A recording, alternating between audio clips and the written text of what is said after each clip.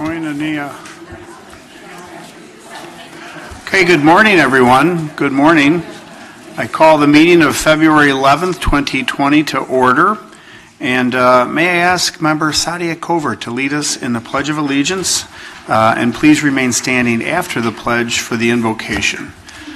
Member Covert. I pledge allegiance to the flag of the United States of America and to the republic for which it stands, one nation, under God, indivisible, with liberty and justice for all. Manny Mill, our friend from Koinonia House National Ministries here in Wheaton, will lead us in invocation. Thank you. Let us pray, please. Father, we come to you this morning with anticipation of what you are going to do in us and throughout this meeting, Father. Father, we thank you for each board member here, God. They have been chosen by you to serve the great people of DuPage County. So we ask, Father God, in the name of Jesus, that you will give them wisdom, discernment to make the right choices for the people here, and that they will be able to live for joy when they leave here today, knowing that you have met them where they are at. Father, we come also to you needy, knowing that we need your grace today. We need your mercy. We need your love. We need your joy. So, Father, will you give it to us? Father, we must confess that in many times we don't know what to do. We are powerless. We are helpless. But, Father, your word says that our eyes are fixed on you. So we look to the mountains. We look to you, Father, asking you for your help today.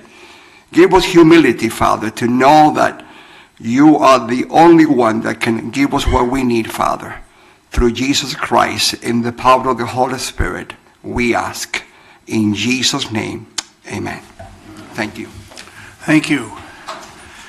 Before I call on our clerk to call the roll, I just did want to announce that I received an email from Member Jim Healy, who's in Washington, D.C., representing DuPage County in a meeting with the American Association of Railroads and other railroad representatives. He's been asked to speak and attend these meetings in accordance with official county business. He also wanted to participate in this meeting. We haven't been able to get a hold of him, so we may try at some later point in time here. Also, secondly, our friend, County Board Member Ashley Selman, is out sick today. So with that, Madam Clerk, please call the roll. Chaplin. Here. Covert. Here. Desart. Here. DeCiani. Eckhoff. Here. Elliott. Here. Hart. Here. Healy. Krajewski. Here. Larson. Here. Noonan. Ozog. Here. Pachowski. Here. Renahan. Here. Rutledge. Here. Selman. Tornatori. Here. Zay. Here. 15. Thank you, Madam Clerk. On the order of Chairman's report, I have a couple of presentations here. First and foremost, Black History Month proclamation. Please, Michael Childress, would you be kind enough to join me up here? As well as the Black Student Alliance from College of DuPage. We have some wonderful young people here. We have President Manuel Narty, Vice President Justin Cunningham, Officers David Copens, and Jamari McElroy. There she is, Jamari. Welcome. Glad you're all here. And did want to point out David Swope. He's the faculty representative. There he is, coming over to take pictures. So February is Black History Month, which provides us an opportunity to recognize the contributions African Americans have made to our nation, our state, and our county. I am pleased to shine a light on two DuPage County organizations this month. We're all familiar with the many facets of the NAACP, which provides advocacy, education, and youth programs to ensure opportunity and equality for all. Michael Childress, our friend, is president of the DuPage chapter of the NAACP. We're also joined, as I said moments ago, by David, who's the manager of the College of DuPage Center for Student Diversity and Inclusion. He's joined by members of COD's Black Student Alliance, who have activities planned to celebrate Black History Month. So I'm going to read a proclamation, and then I'm going to ask Michael and our wonderful student leaders here to share a few thoughts with us. So the proclamation goes as follows. Whereas The month of February is celebrated as National Black History Month, recognizing the heritage and achievements of African Americans. And whereas this annual event gives DuPage County residents and all Americans a chance to recognize and commemorate the contributions African Americans have made and continue to make that are an integral part of our society. And whereas the event began in 1926 as Negro History Week, that was what it was called, created by historian Carter G. Woodson and other prominent African Americans to raise awareness of African Americans' contribution to civilization. And whereas the celebration was expanded to a month in 1976 during the nation's bicentennial, President Gerald Ford urged Americans to seize the opportunity to honor the too often neglected accomplishments of Black Americans in every area of endeavor throughout our history. And whereas, as we celebrate National Black History Month, DuPage County recognizes the 60 years of service provided by the DuPage NAACP, whose mission is to ensure the political, educational, social, and economic equality of rights of all persons and to eliminate racial hatred and racial discrimination. And whereas, we also celebrate the many contributions of the College at DuPage's Center for Diversity and Inclusion and the college's Black Student Alliance Club, which seeks to engage with students and support academic achievement, cultural awareness, civic involvement, and professionalism. And whereas, as we mark the 44th year of National Black History Month, DuPage County joins all Americans in celebrating our nation's diverse heritage and culture, and we continue our efforts to create a world that is more just, more peaceful, and more prosperous for us all. And now, therefore, be it resolved that I, Daniel J. Cronin, Chairman of the Board, members of the DuPage County Board, hereby recognize February as National Black History Month and support and commend the efforts of the NAACP and College of DuPage for their work to engage, promote, recognize, and support equality for all people in our community while encouraging a new generation of leadership and achievement in DuPage County. I'll entertain a motion. Seconded. All those in favor say aye. Aye. Opposed, nay. Enacted this 11th day of February 2020. Congratulations. Thank you for your leadership and advocacy. Michael. All right.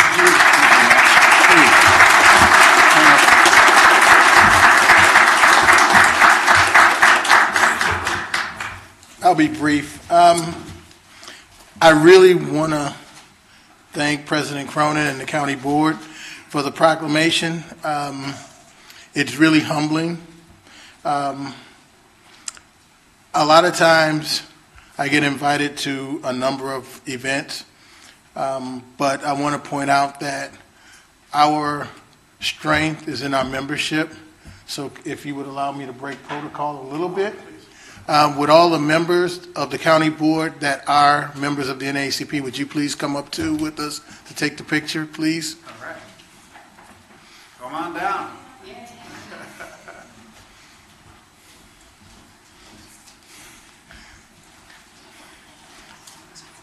These county board members have shown and demonstrated that they're in the fight for civil rights and social justice, just like all of us.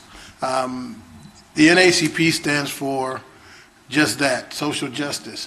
I would be remiss also without introducing the most important person in our branch, and that's our branch secretary. She's in the back there, Margaret Childress.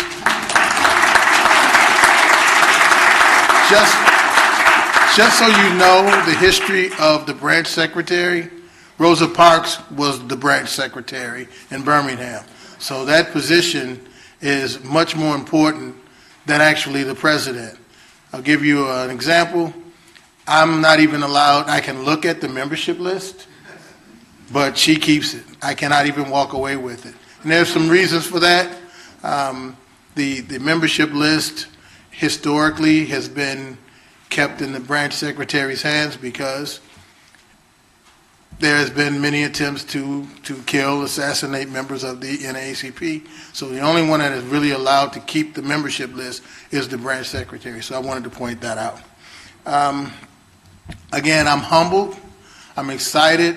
When I got the call, I was really overwhelmed, not for me, but for our branch. And like I said,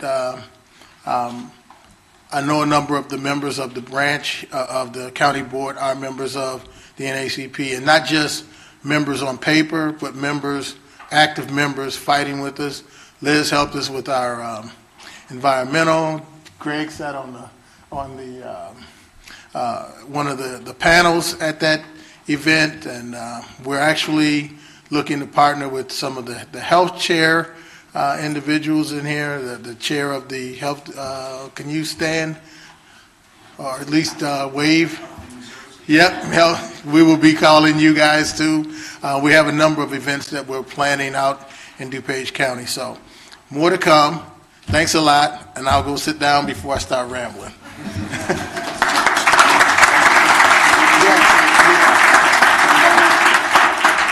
Please.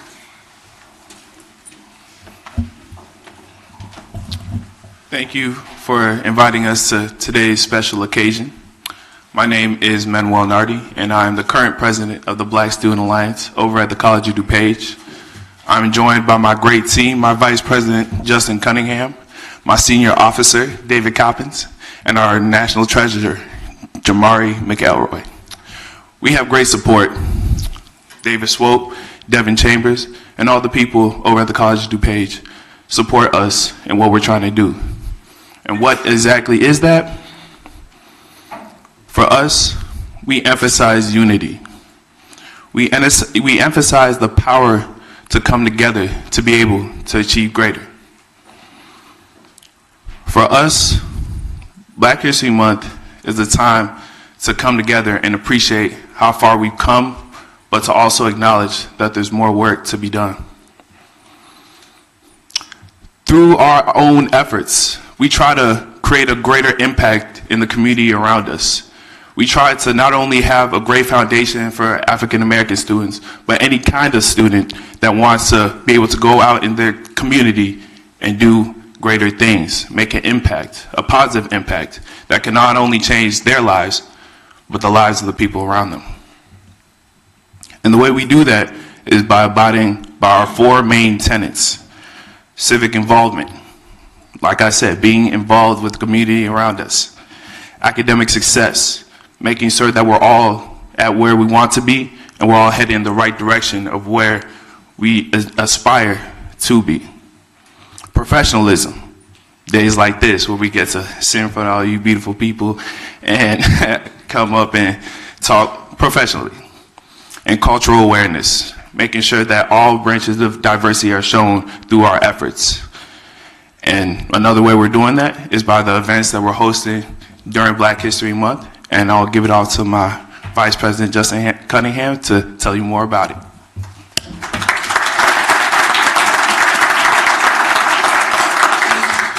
Good morning. We already stated my name 3 times, but I'm going to give it again. I am Justin Cunningham, the Vice President of Black Student Alliance.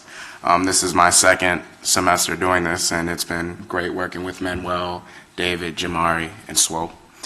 We have a lot of events planned because we are trying to impact the culture of College of DuPage. And for us to do that, we need to really dive deep into an understanding of what Black culture is. So this month, we will be hosting a meet and greet, which is today, actually. Our meet and greet, we will be meeting with Black faculty members and other employees and trying to get an understanding of what they went through as they were coming up into their careers and what advice they can give us as we are young scholars and our nation's future leaders. The next event we have is a voting jubilee, because we all know here the importance of voting. We really want to bring light to young people because, as you see, not many young people vote, and that needs to change, especially Black and brown people. Not many vote. Thank you. The third event we are hosting is a movie and a discussion. We chose a movie that we felt best represents adversity, and it was Best of Enemies. And I mean, if you guys have not seen that movie, please take a second and watch it because it is outstanding. It is amazing. So we will host a discussion trying to see what other students feel about the movie and give a different meaning and things of that nature. And then our last event is the closing ceremony, which we will be closing out Black History Month. So I'm going to end with our mission and vision. We have numerous amounts of visions and what we want to do. This semester, Manuel and I were talking yesterday, we want to focus on our youth, younger than us, because they are our nation's future as well.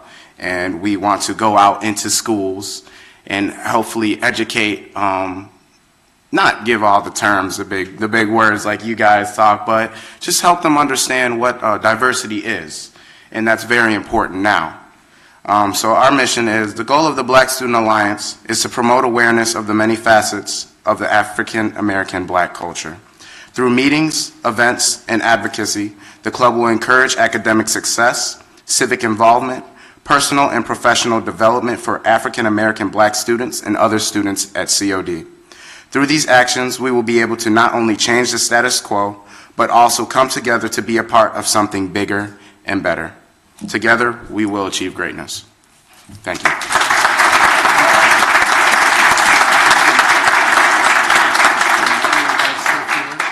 Jamari, would you like to say? Come on. Please. Hello. I am unprepared, but it's okay. My name is Jamari McElroy, which has already been stated. I'm the new appointed treasurer. This is my first semester at COD, and it has been nothing but inclusive and friendly faces, and the Black Student Alliance just took me in and made sure I was involved. I wasn't going to do anything. I was just going to keep my head down and stay to the books, but Manuel scooped me up at orientation, and he saw something in me that I didn't see in myself.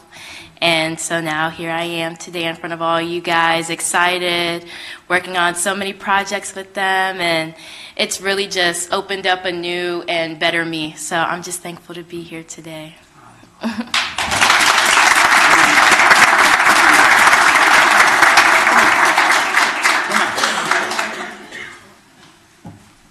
Good morning. It's an eyes, something to see over here with all these beautiful faces, and to just be here. And I appreciate the opportunity that you have given the Black Student Alliance at COD to be here and to talk about what we are and our mission and how we want to help the youth and so many other things. Because like my man said, Justin, my vice president, it starts with the youth, and that's all it is. It's all about what we can do to shape the future of this country, this state, this county, and everything else. And I'm just so glad to be here. Thank you for the opportunities you guys give us. Thank you.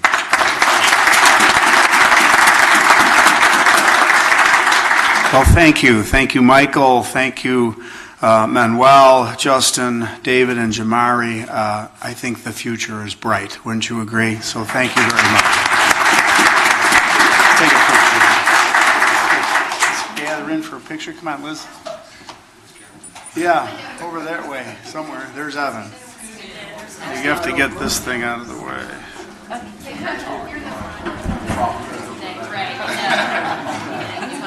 There you go. Kind of scrunch in there. Yeah. There you go. Hey.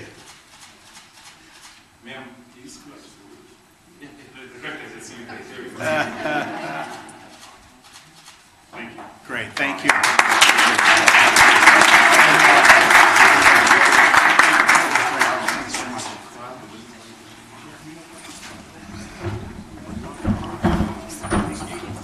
Thank you.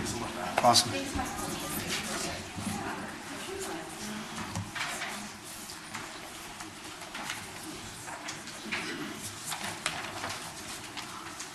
Okay, we have another proclamation, historical, very significant. I'd like to invite the League of Women Voters representatives to join me up at the podium here.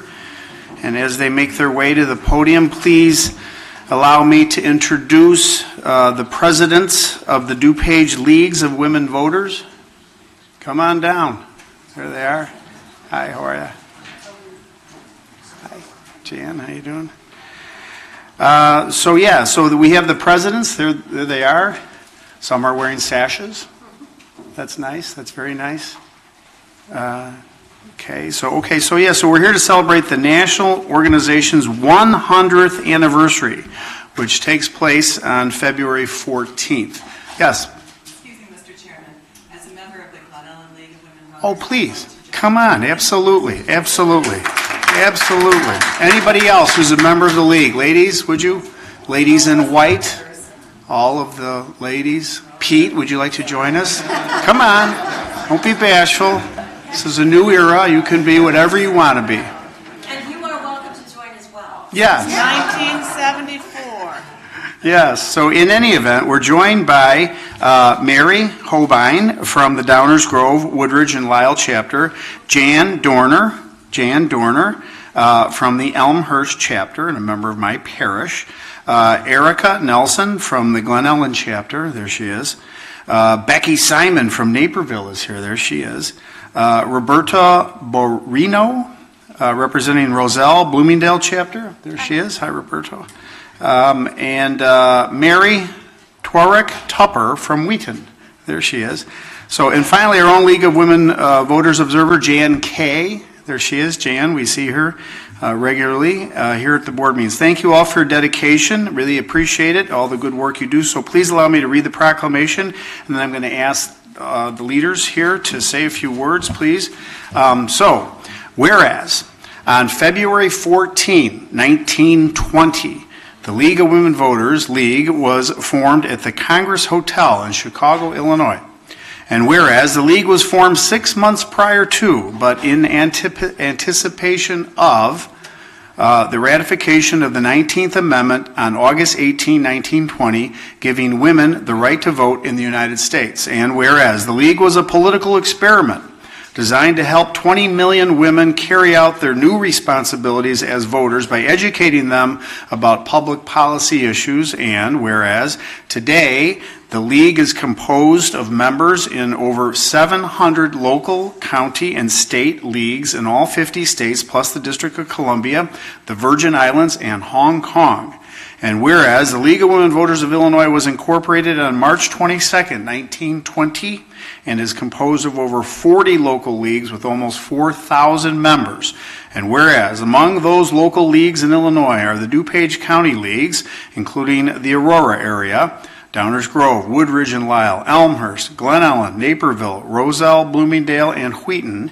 And whereas league members examine vital issues in depth before taking positions on major public policy issues, and whereas leagues at all levels, among other activities, registered voters, host candidate forums, publish voter guides and public policy research, and convene meetings on key issues.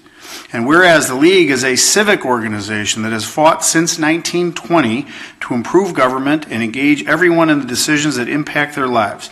And whereas the League of Women Voters will celebrate its 100th anniversary on February 14th, 2020, this Friday. So now therefore be it resolved that I, Daniel J. Cronin, Chairman of the Board, members of the County Board, offer our congratulations to the League of Women Voters as the organization celebrates its 100th anniversary, and I hereby proclaim February 14th as a date to celebrate the League of Women Voters. I'll entertain a motion. Seconded. All those in favor say aye. Opposed, nay. The ayes have it. Enacted this 11th day of February 2020. Congratulations. Awesome history. What a great achievement. Becky, why don't you lead it off? Hello. We are your friendly local civics geeks. League is celebrating 100 years this Friday. We're very excited. Since 1974, we've extended the franchise to men, so feel free to sign up. Yes, Chairman Cronin, there you go. We're also getting ready to celebrate 100 years of women's suffrage. We're not done yet. We are just getting started. League of Women Voters is looking forward to working with DuPage County to increase voter participation and education during this exceptional election cycle. Thank you.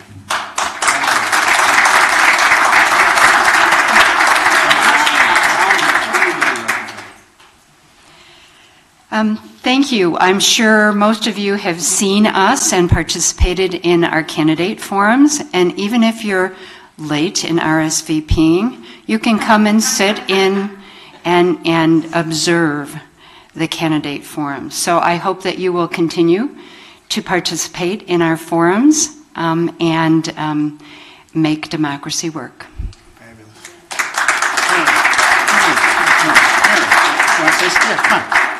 Please. I'm going to date myself. Women received the right to vote 38 years before I was born. And I'm very proud to be here as an elected member. We couldn't have been elected 38 years before I was born. But I also want to thank in particular Erica and our Glen Ellyn League, the voter, our forums that are our candidate forums. It's just very important work. I'm also a registrar. We need everyone to vote. Anytime you are able to vote, please do so. I said that to my students on the school board, and I'm saying it today. Thank you very much. You're welcome.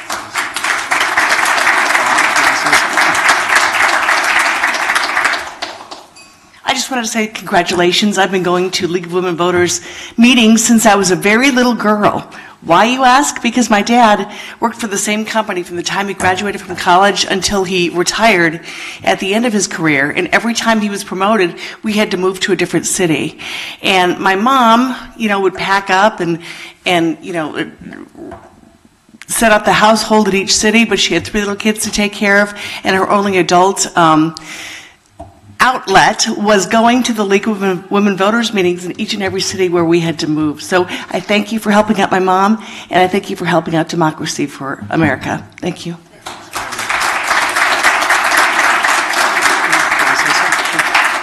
Okay, well, thank you so much. Really appreciate all the good work that you do. It is fun to participate. Depends how you define the word fun. But no, it's helpful, and it's very important work that you do.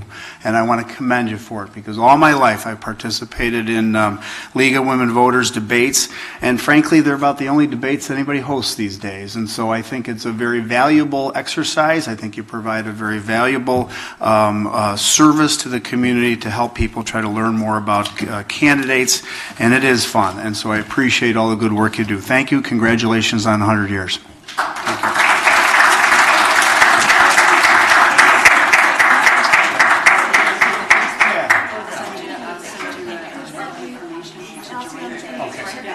They got the button. That's half of it, right? All right. Thank you for coming. Thank you. Yes. Is that okay?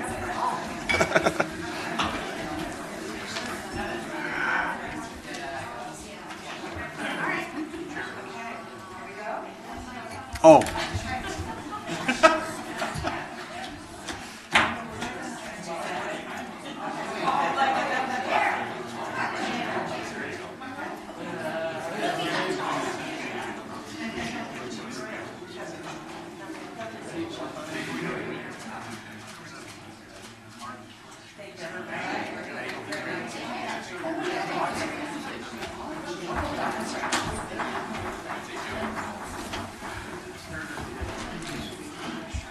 Okie dokie, that's awesome, huh?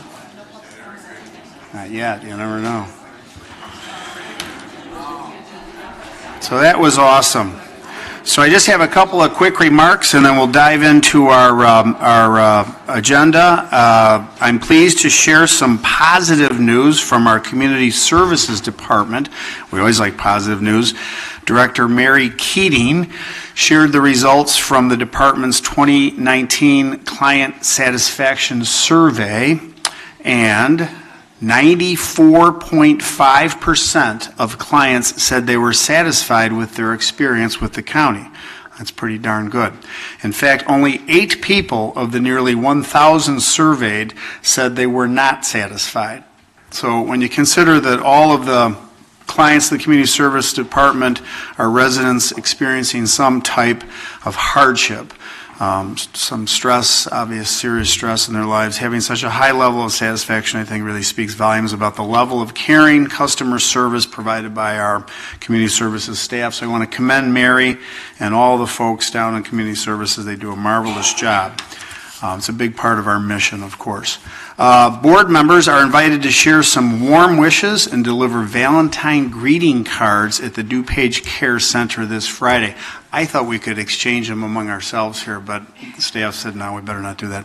But as you know, the DuPage Care Center Foundation is offering the community the ability to send cards to the more than 300 residents of our care center to show them how much we value them and how we give them, somebody's thinking about them on February 14th. So it's a nice little thing to do, and I've enjoyed doing it in the past. It's not too late to offer your wishes. Simply go to dpcc.org and you can order Valentine cards for just $2. Finally, please take note that Dan Hanlon, our ethics advisor, will be conducting yearly ethics training after our next board meeting on February 25th. Any board member or members who have not completed the online training should attend this session to fulfill that requirement. So if you have any questions, please contact staff, my office. So that concludes my remarks. I am reliably informed from Madam Clerk that we do not have anyone seeking recognition on the order of public comment. And so we move on to the order of consent. Consent. It's been a motion and a second on consent agenda. Madam Clerk, please call the roll. Zay. Chaplin. Covert. Desart. DeCiani. Eckhoff. Elliott. Hart. Healy. Krajewski. Larson. Noonan. Ozog. Bachowski. Renahan. Rutledge. Selman. Tornatori. 16. Thank you, Madam Clerk. On to the order of County Board. Mr. James Zay. Good morning, Mr. Chairman. I have a few items today. First item is CBR 6320, the appointment of Stephanie Hood to the DuPage Housing Authority. Been a motion and a second. Madam Clerk, please call the roll. Zay. Aye. Chaplin. Covert. Desart. DeCiani. Eckhoff. Elliott. Hart. Healy. Krajewski. Larson. Noonan. Ozog. Bachowski. Renahan. Rutledge. Selman. Tornatori. 16. Thank you, Madam Clerk. Mr. Zay. Thank you, Mr. Chairman. I move on CBR 6420, the appointment of John Burley to the DuPage Housing Authority. Leave is granted. Mr. Zay. Thank you, Mr. Chairman. I move on CBO 2020, amending Section 3-44 of the DuPage County Liquor Ordinance. Leave is granted. Mr. Zay. Thank you, Mr. Chairman. Fine report. Very succinct. On to the order of finance. Mr. Bob Larson. Thank you, Mr. Chairman. I would move approval of FIR 5920 budget transfers to various companies and accounting units. It's been a motion and a second. Madam Clerk, please call the roll. Larson. Aye. Noonan. Ozog. Bachowski. Renahan. Rutledge. Selman. Tornatori. Zay. Chaplin. Covert. Sart. DeCiani. Eckhoff. Elliott. Hart. Healy. Krajewski. 16. Thank you, Madam Clerk. Mr. Larson. Thank you, Mr. Chairman. Move approval of FIR 6020, additional appropriation for the Conservation and Recreation Fund wetland mitigation. Leave is granted. Mr. Larson. Thank you, Mr. Chairman. Move approval of FIR 6220, acceptance and appropriation of the Illinois Census Program grant, amount of $25,025. Leave is granted. Mr. Larson. Thank you, Mr. Chairman. Move approval of FIR 6120, placing names on payroll. Leave is granted. Thank you, Mr. Chairman.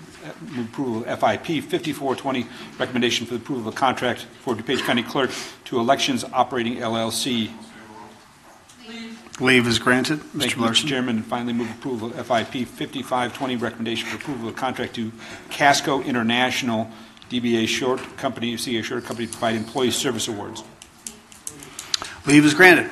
Thank you, Mr. Larson. A fine report. On to the order of development. Member Sam Tornatori. Thank you, Mr. Chairman. Good morning. Thank you, Move sir. approval of PCO 16-20, Ordinance Z 1985. A zoning hearing officer's recommendation to approve a variation for height and opacity of the fence. Been a motion and a second. Madam Clerk, please call the roll. Tornatori. Aye. Zay. Chaplin. Covert. Desart. DeCiani. Eckhoff. Elliott. Hart. Healy. Krajewski. Larson. Noonan. Ozog. Bachowski. Renahan. Rutledge. Selman. 16. Thank you, Madam Clerk. Mr. Tornatore. Thank you, Mr. Chairman. I move approval of DC 017-20, Ordinance Z 1988, a ZHO zoning hearing officer's recommendation to approve a conditional use for an existing shed. Leave is granted. Mr. Thank you, Tornatore. Mr. Chairman. I move approval of DCO 18-20, Ordinance Z 1992, a zoning hearing officer's recommendation to approve a variation for a front yard setback. Leave is granted. And lastly, Mr. Chairman, I move approval of DCO 19-20, Ordinance Z 1993, a zoning hearing officer's recommendation to approve a variation to increase fence height. Leave is granted. Thank you, Mr. Chairman. Thank you, Mr. Tornatore. Fine report. On to the order of environmental. Member Liz Chaplin. Thank you, Chairman. I have no committee update, so I will move on to environmental. Item A, ENR 0056-20, Resolution 2021 DuPage County Electronics Recycling Program opt-in. Been a motion and a second. Madam Clerk, please call the roll. Chaplin. Aye. Covert. Desart. DeCiani. Eckhoff. Elliott. Hart. Healy. Krajewski. Larson. Noonan. Ozog. Pachowski. Renahan. Rutledge. Selman. Tornatore. Zay. 16. Thank you, Madam Clerk. Thank you, Member Chaplin. On to the order of Health and Human Services, Member Pete DeCiani. Thank you, Mr. Chairman. You stole my thunder on all the good things we're doing at the Care Center, but thank you for plugging our Valentine promo, which I think is awesome, and the survey that we got from our people, 1,000 people with only 8. Given the situation of those folks who are very vulnerable and probably at their worst point, only 8 out of 1,000 speaks tremendously of our staff. That's remarkable. So, very good report. I would ask for a motion to combine items A through F, all contracts of different service providers to our poor and vulnerable. A through what? I'm sorry. A through F. A through F. There's been a motion. Yes. Is there a second?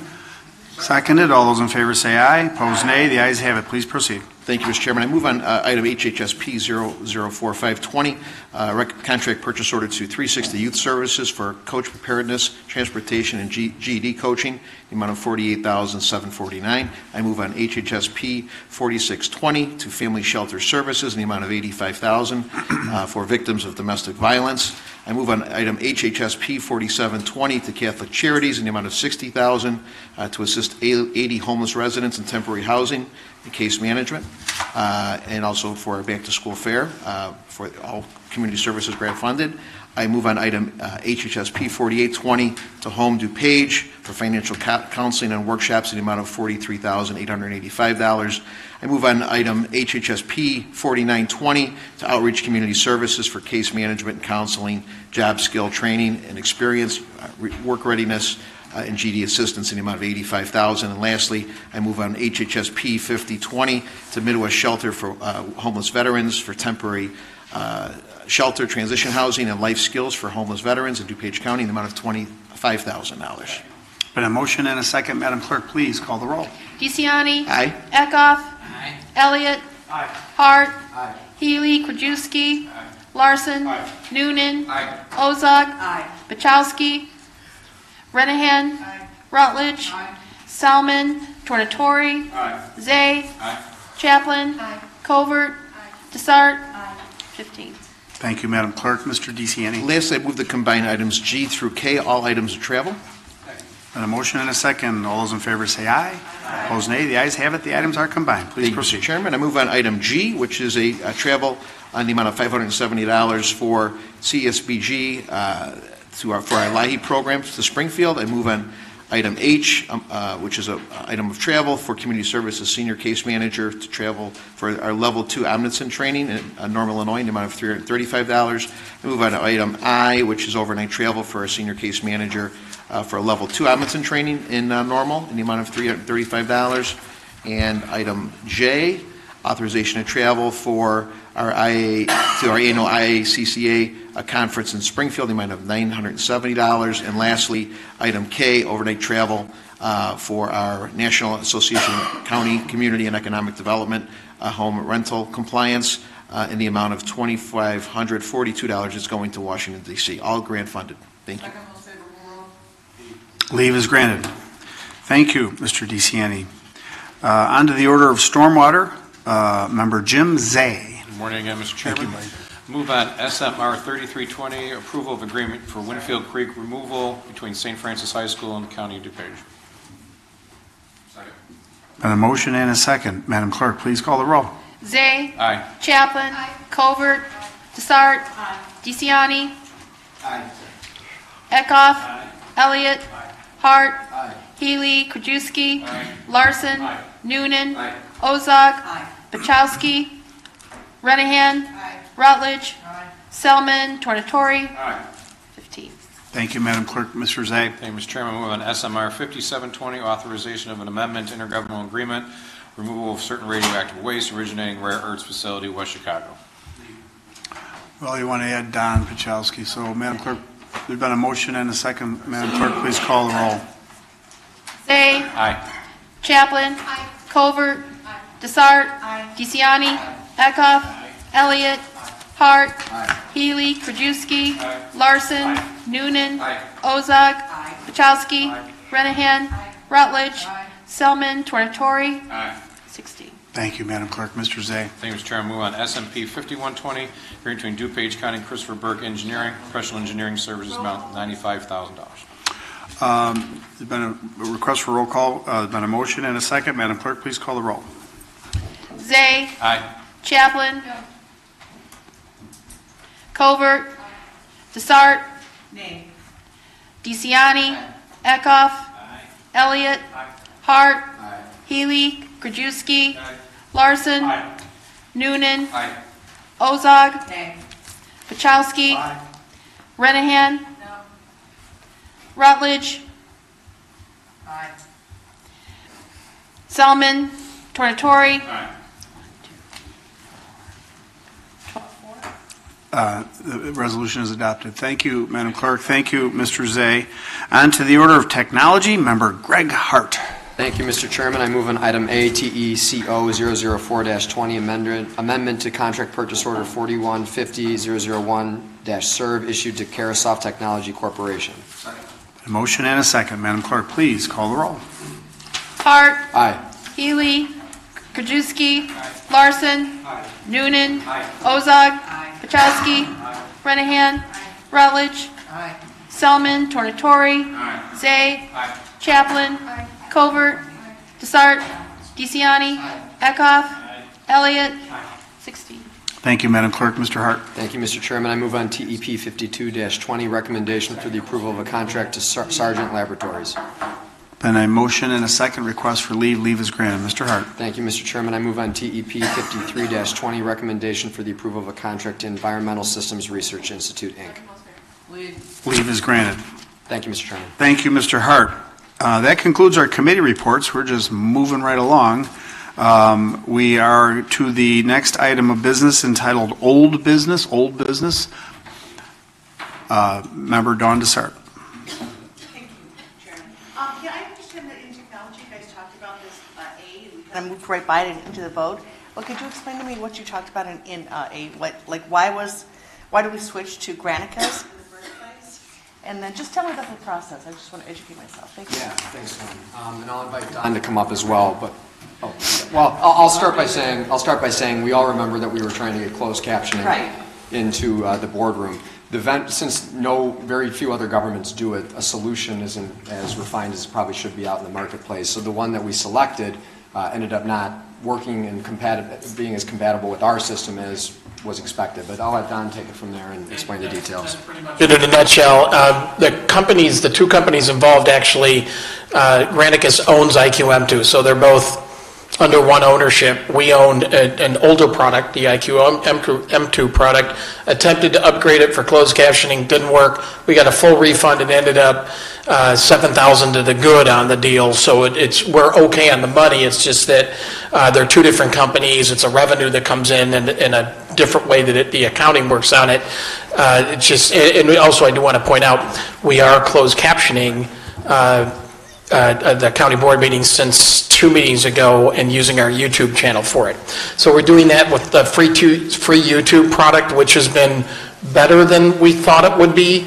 And Joan Olson's group has been editing that text so that it's even better than when it comes out. It comes out about 90%. If you take a look at it, you can go on our Watch Meetings page, click on the link, go to our YouTube channel, and then you can look at the closed caption version. And if I may add, Mr. Yes, Chairman, sure. we're through this new option, we're getting the intended solution that we wanted, which is closed caption for hearing impaired residents, but for a lower cost. So, Thank you. Thank you very much, both of you. I just didn't realize, I had questions that I wanted to ask. They were addressing technology. Sure. I'm good with that. So thank you very much. Yeah. Anybody else? Mr. DeCiani. Shout out that we had many people from COD here representing the NAACP, and we've got a gem in our county with the College of DuPage, and not many people I think take advantage of that gem. I couldn't help but notice an African American lady who I went up and greeted. She was my son's counselor, guidance counselor at College of DuPage, and my son wanted to get into an Ivy League school when he first was applying and just didn't have the ACT to get into an Ivy League, but he had great grades. The DeCiani ADD curse, I guess. But this lady really comforted him. Her name is Natanya Montez. Now she is the executive dean of students at College of DuPage. She started off as a guidance counselor, but she's a Bennett grad and she's a Cornell grad. So I couldn't help but remember when we were sitting in her office, she had her Cornell degree on the wall, and my son's like, "Wow, this is pretty cool. I've got a Cornell, a counselor guiding me." And today, Petey's a senior at Pepperdine, and he's going for his MBA next year. But it just goes to show you what COD has to offer. It's helping African American kids, it's helping Latino kids, it's helping kids from the DeCiani family too. So I encourage our families to take advantage of a great resource. And I wanted to give a shout out to Natanya Montez for making a difference in my son's life. Very nice, Mr. DeCiani, very nice. Thank you very much. COD is awesome. It is awesome. Anyone else seeking recognition on the order of old business? Old business, anyone? Okay, we move on to the order entitled New Business. Member Dessart. Thank you, Chairman. Yeah, I just wanted to let you all know that, in case you haven't heard, I'm sure you have, but through our Animal Services Department, we've been really involved with Neighborville and their passage of the Humane Ordinance. And so, I went and spoke the last two Neighborville City Council meetings advocating for the Humane Ordinance. I know Member Hart sent a letter to the Naperville City Council. Member Krajewski, Chairman Krajewski has been involved. Karen Smith, Gail Diedrichson, and indeed, Naperville City Council did pass the Humane Ordinance. So I applaud that. Thank you. Anyone else seeking recognition on the order of new business? Mr. Krajewski. Animal Services is conducting a special call tomorrow night, so all board members are invited besides the committee. We're going to be talking about the Senate bill that was just introduced on Wednesday. Senator Castro introduced Senate Bill 3078, which is a total statewide ban of commercially bred dogs, cats from these mills, which is one of our legislative priorities. And also one of our former colleagues, Senator Kern, Thursday had called my office, said he was going to be calling to jump on as a sponsor of that bill. So we're conducting a meeting tomorrow night. It's also a little workshop afterwards about 6 o'clock, as Member Pachowski just told me, 6 o'clock tomorrow night. And we'll also be discussing some of the other communities that are discussing it in DuPage County. Last night, Member Chaplin and myself both spoke in Lombard, as their village council has taken up the discussion, and I know their village manager reached out today to Cheryl to talk about the county talking to them about what we're doing here too. So there's a lot of movement within DuPage County to try to get at least, if not the statewide ban, at least the amendment to do countywide. So. Okay, very good. You're all welcome. John and I buying pizzas tomorrow for you guys that are coming in before dinner. So. No animal product pizza you should have, I would think. Anything further on the order of new business? Mr. Hart. Thank you, Mr. Chairman. Real briefly, today at 1:30 in the Community Center, we're going to be having a HOPE Task Force press conference. Over the last couple of weeks, the task force and a subcommittee of the task force has been reviewing grant applications for new and innovative ways to fight the opioid epidemic, and we'll be announcing those winners at that event today. All board members are invited, all members of the public are invited, and hope to see you there. Very nice. Member Covert. Just wanted to share some good news with everybody. We did receive the RAIL grant for the Census 2020 program, so we're very excited about that, and now we have funding, so thank you. Very good, very good. Good work. Anyone else on the order of new business? Mr. Zay. You know, at the last meeting, we had some questions. I know the clerk wasn't here. I know our staff had talked to the clerk. They had requested the county's help on getting a mail sorting machine, obviously because of the predicted turnout, and obviously voting by mail has become more popular. I'm glad to see that we're reaching out and working together. The question I have is that this wasn't in your budget. I know you had a lot of wants and needs, and I was just wondering why this wasn't thought of ahead of time. And we're willing to help and work. Obviously, the election's a big thing, but also at the same time, you're saying it's over $300,000, and I know last year you had a surplus in your budget that you had given out 5% bonuses to your employees for the amount of about $107,000. So I was just wondering, we're here to work with you and help, but I'm wondering why. I know you wanted a forklift, you wanted a van, we had talked about, salaries for election judges, why that wasn't moved, to those line items instead of giving employees a 5% raise, which with the 2% COLA gave the employees a 7% raise last year across the board, a bonus. So I was just wondering why that wasn't thought of at that point of using that money towards the upcoming election. Just speak on. No, I'm sorry, just a second. I had a board member basically tell our recorder of deeds at a finance meeting he needed to take public speaking lessons and do a better presentation. My question is for the clerk. If the clerk, I'm not putting you on the spot, if you want to get back to us and get us a memo on it or talk about it now or get us the information, I'm fine. But again, I think we should extend the same courtesy that was really not given to the recorder of deeds during the finance meeting, that if you'd like to speak first and then have your deputy follow up, that'd be great. Mr. Zay, you've been invited to my office many times, and I haven't seen you. And so I, again, extend that invitation again. I'd be happy to elaborate and talk to you about it. And the money that was given to the employees was not a raise. It was lump sum bonuses. That was from the 2019 budget. Right, and you're a countywide official. You can do what you want with your budget. But again, we sat here, you had groups coming, League of Women Voters speaking about election judges and using that money for increasing their pay. There was a lot of things you want in your budget that we couldn't fund. We used 2019 money to use the poll books. I'm just wondering why that wasn't thought of instead of giving a bonus, using over $100,000, which could have gone to some of this equipment that you need for the upcoming election. It doesn't have to do with me coming to your office. It just came from an email I got from staff, requesting our help on this, which we're here to help. But it's hard to jump in and give you that help, wondering if next year if there's money left over in the budget, if bonuses are going to be given out again, which does happen time to time in departments, and I know that. But to give it across the board to every employee in the department seems something that's not a norm here in DuPage County. I would say it's not the norm, but the situation that I was in was hardly in the norm. And yes, there were a lot of things broken at the election division and at the county clerk's office. And it was more than equipment. It was people. It was morale. And I had someone in the county clerk's office tell me on the first day that she was in tears because I had complimented her. And she said it was the first time in the 20 years she had been there that she had ever received a compliment. So how do you fix that? So you're saying by bonuses? Well, you know what? Our staff is facing a lot of challenges in 2020, and we're just about ready to start on calculating tax revenues, and we're heading into a very big election year.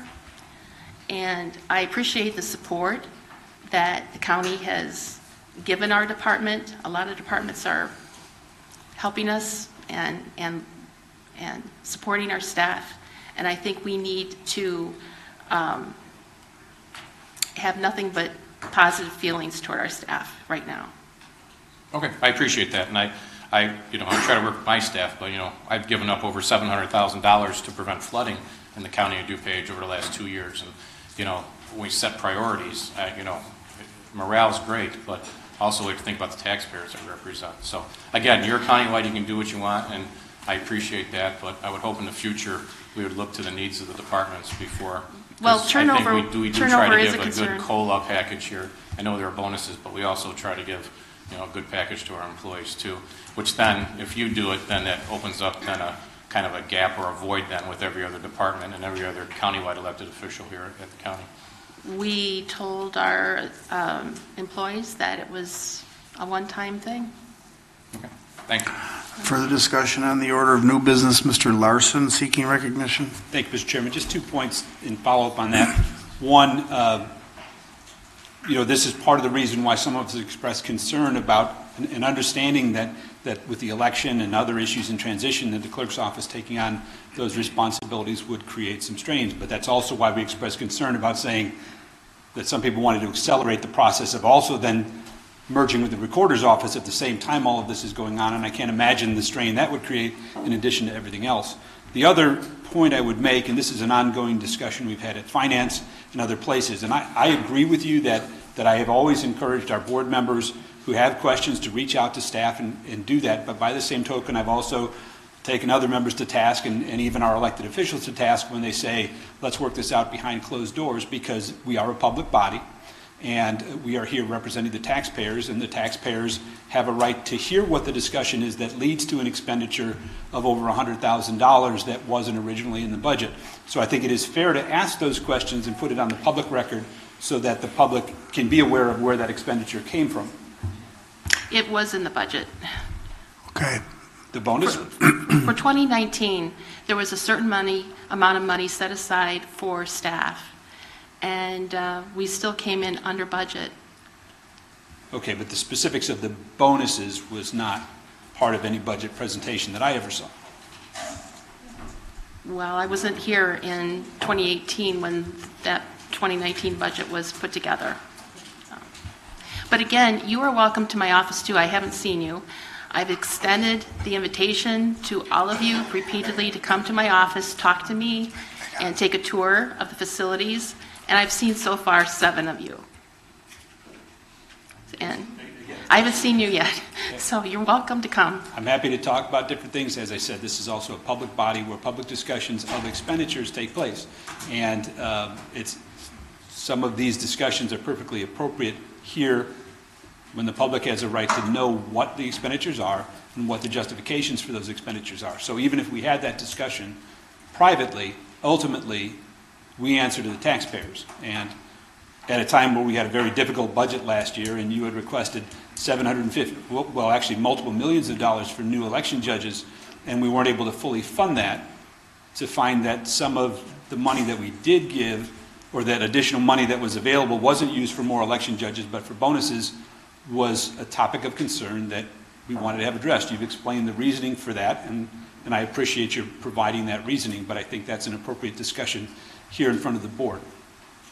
Further discussion, Member Ozog. Thank you, Mr. Chairman. This bonus situation you talk about a surplus. If you'd care to, would you like to speak to attrition that may have happened during your first few months on the board? Because It sounds like you had a surplus, and I would assume in an attrition situation that there was obviously greater responsibilities for the staff in place. If you'd care to talk about that. Right, on my first day, a third of the staff wasn't there. And so I had to rebuild the staff of the county clerk's office. And in the election division, I would say that maybe a third of the people had long-term experience in elections. Pretty much everyone else is new to elections. So, it's part of rebuilding the organization and making it work. Okay, further discussions? Member Chaplin, seeking recognition. No, I'm fine. Mr. Zay. Yeah, and I understand. I appreciate that. But I also know our finance department had a surplus of over $300,000 in their line item for personnel because they've had attrition through there. And they've been working short-staffed, and they didn't hand out any bonuses to their department. So, again, it's just kind of like we talk about tough budget here and items that you wanted, that you had asked for, that could have been taken care of, a forklift, another van that you wanted for carrying equipment. I'm just thinking that, I would like to give bonuses out to my people, but we've been cutting our budget in stormwater for the last 2 years to make, we did it last year so the sheriffs can have more deputies. I mean, that's part of what we're talking about. And you can always do, just because it's in that line item, you can always do a transfer. We had projects that didn't go in stormwater last year that we had to bring a resolution forward so we can use that money from last year this year to finish those projects. So there is ways to use that money in other parts of your budget. Seeking recognition, Member Chaplin. Thank you, Chairman. So, I know all the budget, pretty much every department is on a shoestring budget and doesn't have any expendable funds. But, last week, our last county board meeting, we approved increase of like $30,000 for one employee's salary, right? We always see these increases in salary on our payroll, that nobody seems to complain about.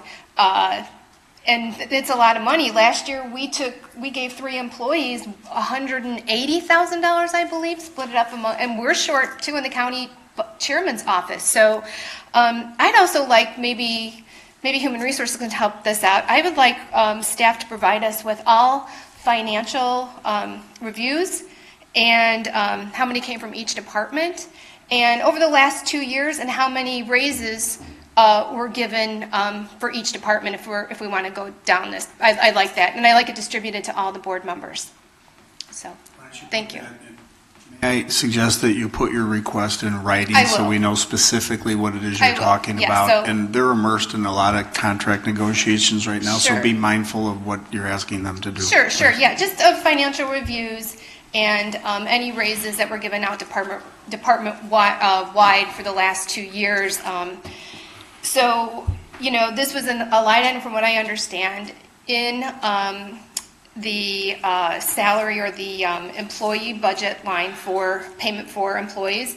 There was a surplus, and it was a one-time payment. Also, if you look at the minutes from the August 6th, 2019 Judicial Public Safety Committee, Member Krajewski proposed that the state's attorney, under his budget, perhaps with the extra funds, he could use a merit bonus for the employees. So it's not uncommon, it's not unheard of, and it happens here. So I'd just like to make that clear on that. So thank you. Okay, Member Rutledge. Thank you so much, Chairman. Maybe some of the board members are not aware that Member Hart and Member Selman and I have been working with your office and Human Resources to try to devise ways in our close to full employment economy to be able to draw more employees to make the choice to come and work for our government rather than private sector when they're weighing. For sure, private sector is going to give them a better salary package, but we need to figure out ways to get more people to come to work for our county. We have community services and care center, chronically understaffed, and so I'm going to commend the clerk for making sure that she didn't add the cost of attrition or the cost of turnover to her budget by making sure that she kept that core of employees on task to get through a tough election year. So that's my comments, and anybody that has any suggestions for how we can draw people to want to choose a career with the county, we would love to hear that. Thank you. Okay, further discussion, Mr. Elliott. I want to applaud members Rutledge and Selman and Hart for taking what it sounds like a very intentional approach to trying to figure out a workplace system at DuPage County to attract and retain really high caliber, high quality people. I do want to go back, I guess, a little bit and express just a note of concern about this. Every year, every public body budgets, right? Whether you're in Washington or Springfield or Glen Ellen or Wheaton or DuPage County or wherever, you budget.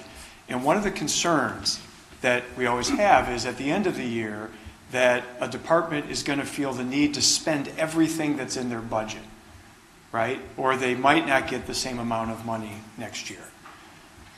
My concern with hearing this description is it sounds a lot like that was what was done here on a personnel level. Don't know whether that was what was done or not, but do you, Madam Clerk, at least understand the appearance and the concern that that creates with board members, that this doesn't appear to have been a merit-based situation where you're selecting 1 or 2 or 4 or whatever people and giving them specific targeted bonuses? Do you appreciate that it looks a lot to us as a board as though this was an effort to spend the money that was there? Particularly troubling to me is that this is in a situation where money is tight. It's tight with your department, and I know that there's a lot of needs that you've articulated to us over the course of the next few years. It's tight with other departments. Mr. Zays, or Member Zays, always talking about the stormwater cuts. Do you appreciate the concern that this appearance creates for us? Well, I am very against targeted bonuses, and we need every single person to do their job at the election division and at the traditional clerk's office in order to get the job done. Everyone is needed, everyone's important. And we told them it was a one-time thing, and there was money in the budget, yes, but we still had quite a bit of money still left over after doing this. Further discussion, Member Ozog. I would like to point out to Mr. Elliott that you're speaking for yourself. I believe that the situation that Ms. Kazmarek inherited when she took the office was such that they were working on a shoestring employment level.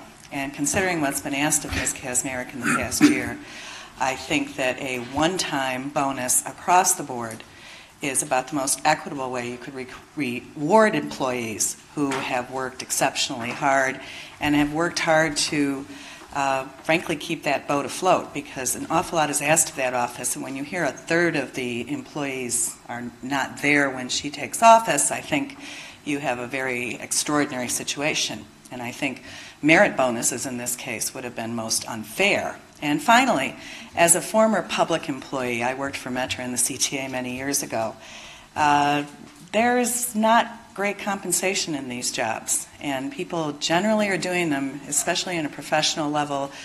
People who are doing a good share of what Ms. Kazmarek's office requires are really doing it because they really enjoy the work and want to serve the public. So I think that this situation where a one-time bonus was given out of a surplus, and it is a one-time bonus, is not a situation that I personally have any concern about. Thank you. Okay, further discussion, Mr. Krajewski. Thank you. Member Chaplin mentioned my name, but no, I know. You're all fine, so you're good. I didn't. She loves animals. No, I know she does. Yeah, she was out there yesterday. No, she was talking about and I did say that with regards to Berlin's office too. And I'm not going to comment necessarily on the clerks because I don't have enough information to know the reason behind it. And if I have questions, I will go talk to you and find out. But just let you know, because I know Member Chaplin, beside my name, she also mentioned in animal services, we did have something come up, maybe that's what you're referring to, recently. We did a big reorganization over there. We looked within our current budget. We promoted one person to oversee multiple areas, gave that person a $30,000 raise. We also eliminated the number 3 position over there, which was an $87,000 a year job, and we brought in a marketing job, a new job at $40-some thousand. So with the reorganization, we had a neutral effect on this current year. But I did go to HR because I was concerned also about looking at a one-time bonus, not sure what the policy was. I know Member Hart and Rutledge are working with HR because we had one person doing 2 jobs and we had one vacant for 5 months, and then we had a unfortunate mistake by HR in the posting of qualifications, and then they didn't do the right posting, so we wound up having an 8-month open position. The person was handling that twice. I was talking to the staff about doing a bonus because they're doing 2 jobs and what the policy was. Ultimately, I figured out if you're giving a bonus out, we're probably going to have some members of the board asking questions. So we ultimately decided not to do it, but just, you know, I applaud Member Chaplin for asking for just HR to kind of tell us how they do it. For the state's attorney's office, we're losing some good attorneys. We just had a new attorney at Animal Services. It started 2 weeks ago, as we've lost 2 of them in just the short time I've been here to private practice, because the good attorneys are getting offers and they're going. And so my suggestion to Berlin, because we had extra money in last year's, was can you give out merit, maybe not across the board raises, but merit to your top guys that are doing the work, or gals, whichever the top people, to help keep them there from losing them to the private sector.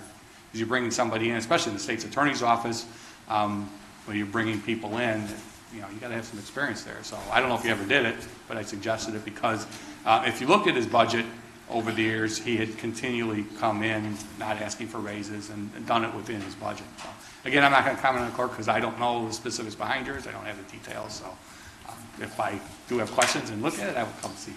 Thank you. Okay, further discussion, Mr. DeCiani.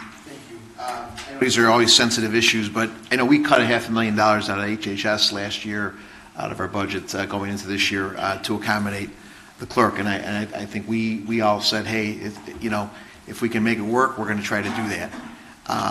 You talk about burnout. I've got 300 pretty severely disabled and senior people across the street. I was just there this morning with the family that's dealing with the family emergency.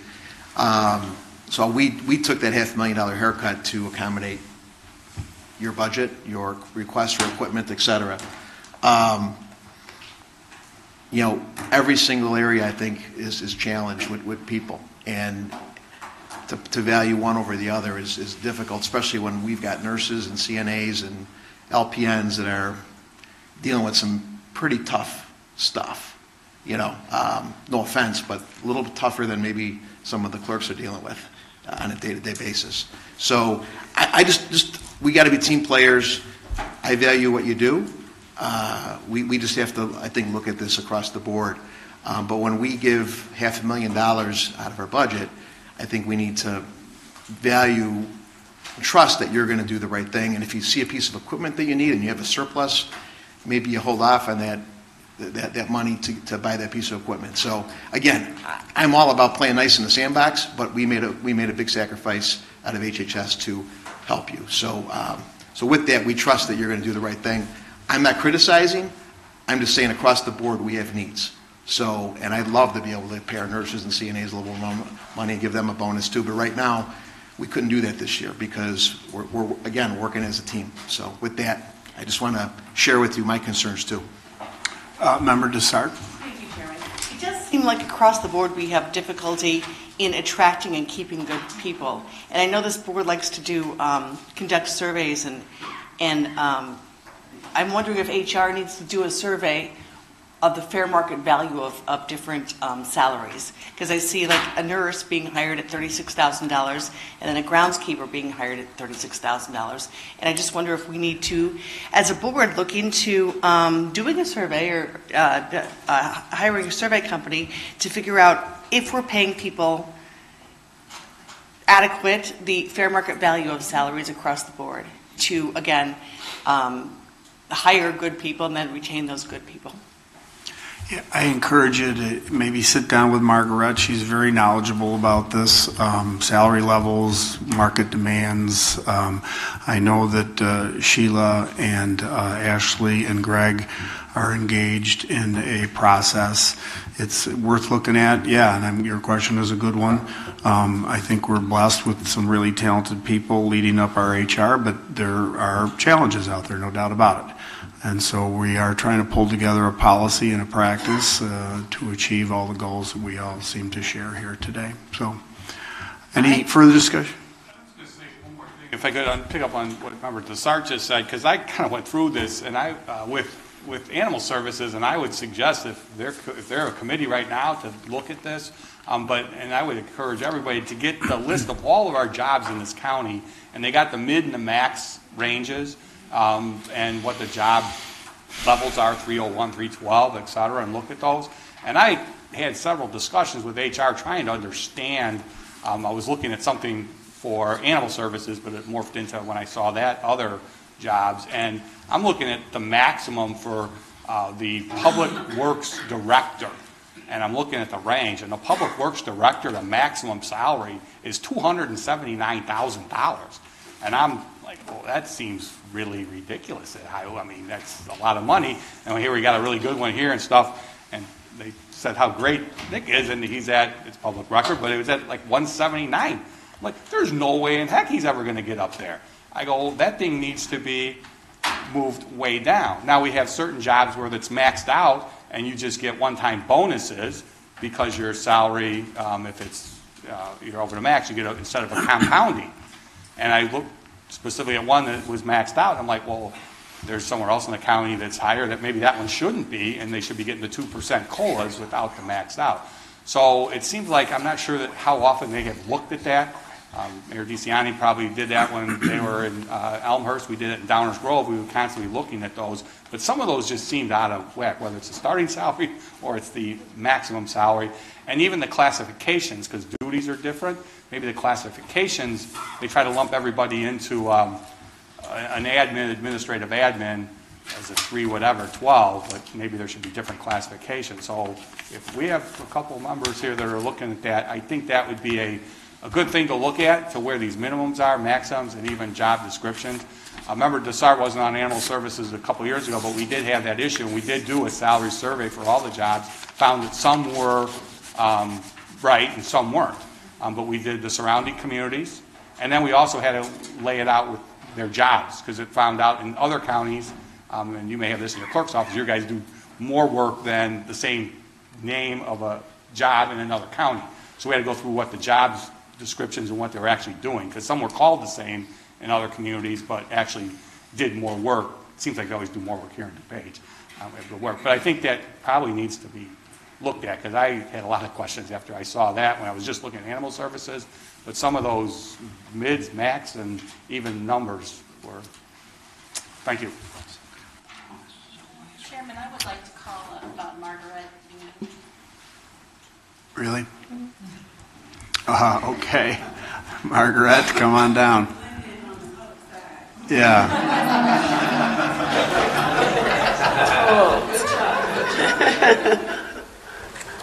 I have one question.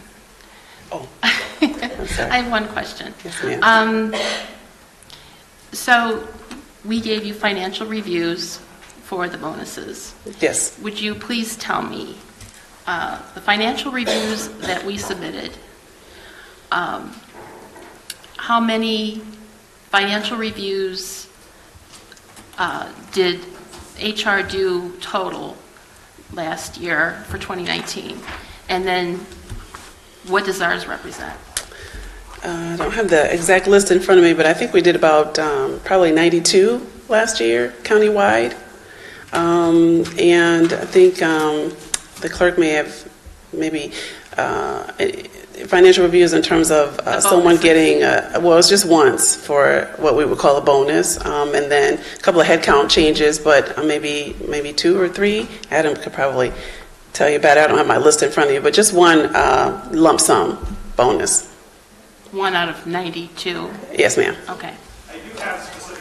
You know what, this is getting a little out of order here. If you don't mind, excuse me, the chair didn't recognize you. So this is all stuff that should have been done and discussed in hearings and committees during the budgeting process. So I guess we can, yes, Member Ozog, yes? We're just going to try to make a point, but go ahead, please. Yes, I would like to make a point that the clerk has discussed attrition in the beginning of this process, beginning of her term last year, and she's also discussed the one-time element of this bonus. So I don't believe this ties into any of the other discussion that we've been talking about with analyzing job descriptions, etc. And as a countywide elected official, she had a 2019 budget surplus because of her attrition, from what I can see, and that was the decision that she made. And it is a one-time bonus, and I would just like to make sure that that's reiterated. Thank you. Yes, and I was, along those same lines, I was just trying to get some organizational structure and direction here, because we are kind of morphing into other subject matter. So unless you have anything further for our Dynamite HR Director, thank you very much, Margaret. We established the points that I think everybody wanted to raise. I appreciate everybody bringing these concerns to the order of new business, I believe. And so if there is anyone else seeking recognition on the order of new business, Mr. Elliott. Yes. Mr. Chairman, I wanted to give a report on a fantastic event that we had in this county a couple of weeks ago, the 2020 Environmental Summit, which member Zay and I had the opportunity to attend. It was a packed house at NIU. There were several hundred people in attendance, and it was a really informative morning. As public officials, we're often asked to give opening remarks or closing remarks or moderate a panel or whatever, which we're always happy to do. But the truth of the matter is nobody really attends these summits or these things to hear from us. Our job there is really to show up and to listen. And it was fascinating to listen to the presentations on climate change. As a number of people mentioned, this was supposed to happen last year in 2019. I remember. It was canceled and postponed due to extreme weather, which a number of the speakers commented on as sort of being apropos to the subject matter. But we had people from DuPage County speaking, did a fantastic job. Our county staff did a wonderful job talking about the work that they're doing. We heard really good presentations from the Forest Preserve, from the Morton Arboretum, and from the Conservation Foundation. And again, it really our capacity to show up and to listen and to learn. I think those who went found it very informative, and I hope that what we learned, Member Zay, will guide us as we go forward and try and address this issue at the county level, and recognizing that there are a lot of other, both public and private actors who are trying to do their part in the very real fight against climate change. Thank you very much, Mr. Elliott. Well said. Anyone else seeking recognition on the order of new business? New business? Anyone? Anyone? I am reliably informed, and I know that we do have a rather significant agenda item on the order of executive session. It's our annual discussion about litigation. We are waiting for the state's attorney to join us. Pending litigation, yes, got to be very precise in your words, especially when you're talking about executive session, right? You know that from District 87. So I would like to ask us if we'd probably take 5 minutes, if that's okay. I'd like to roll right into it as quickly as possible. But I want to move that we organize ourselves into executive session. Is there a motion? And seconded. Madam Clerk, please call the roll. And I want to make sure we make a record here. Pursuant to Open Meetings Act 5 ILCS 120/2C11, pending litigation. There's been a motion and a second. Madam Clerk, please call the roll. A second. This? Sorry about that. Take your time. Okay. Chaplain. Executive rule. Everybody's not out of the room yet. No, we're taking a roll call, and then they're going to leave. And then we take another roll call when we make sure they're all gone. No, it's not a motion. To go in, yes, aye, that's right. Aye. Right. Yes, not a roll call, yes, thank you, okay. A motion, forgive me. Chaplain. Covert. Desart. DeCiani. Eckhoff. Elliott. Hart. Healy. Krajewski. Larson. Noonan. Ozog. Pachowski. Renahan. Rutledge. Selman. Tornatori. Zay. 15. Okay, the motion carries. We'll gather here in 5 minutes or so, and more, less. All right. Is he here? Oh, there he is. All right, I'm happy to go right away.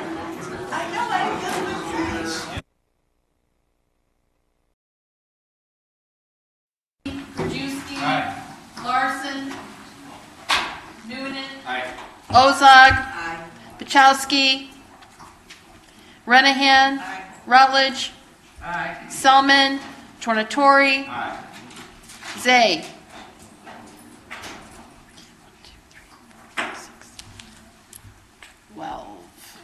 Okay.